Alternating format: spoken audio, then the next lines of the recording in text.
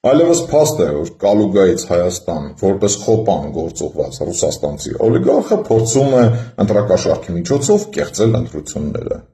Փորձում է ընտրակաշառքի միջոցով գնել ձեր ու ձեր երեխաների ապագան, գնել Հայաստանի Հանրապետության ապագան, փորձում է ընտրակաշառքի միջոցով ստրկացնել ժողովրդին։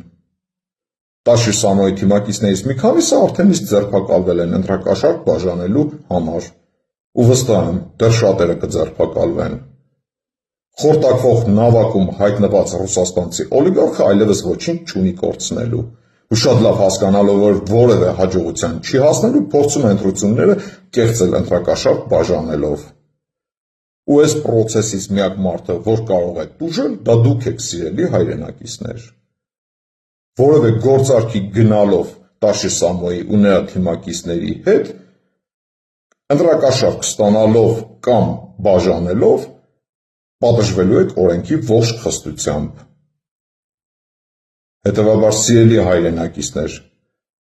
կոչ եմ անում զերծ մնալ թե Տաշիր Սամոյից և թե նրա թիմակիցներից, զերծ մնալ նրանց հետ որևէ գործարքի գնալուց, զերծ մնալ ընտրակաշառք ստանալուց և բաժանելուց,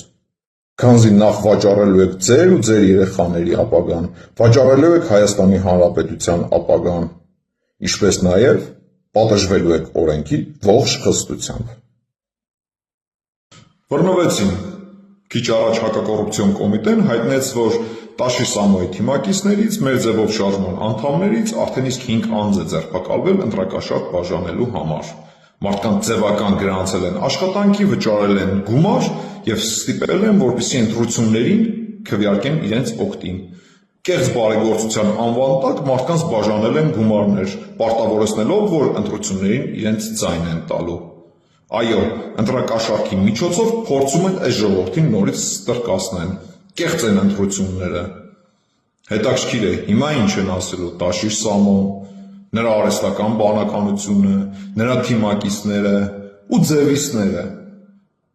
էլի կապ չունեն նախկինների հետ, թե նախկինների բարքերի ու վարքերի հետ կապ չունեն, ընտրակաշառք բաժանող ընտրակեղծարարներ։